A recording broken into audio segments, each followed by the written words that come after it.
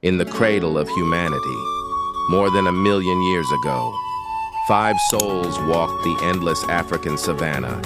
No words, no names, only the bond of survival.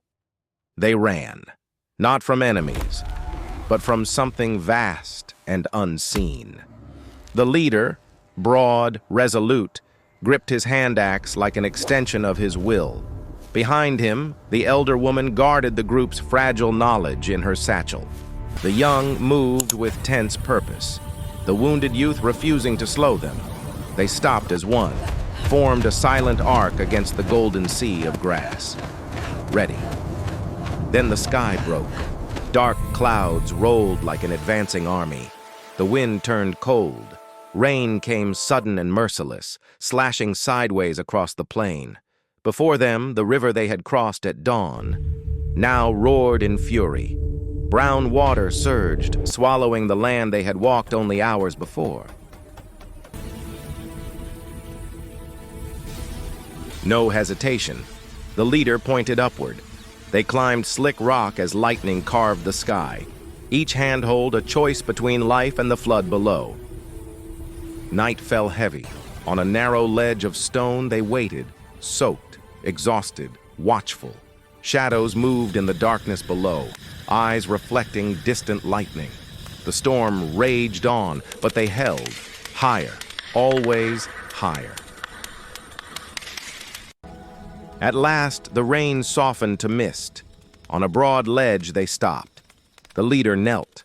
Stone struck stone. Sparks danced, caught, grew. Fire. The first gentle defiance against the endless night. Faces warmed, shoulders eased. The wounded one stretched his bloodied knee toward the flames. For the first time since the sky turned against them, they breathed. Through the long night, the fire burned. One stood guard while the others rested in its circle of light. Below, the predators withdrew. Dawn came pale and quiet.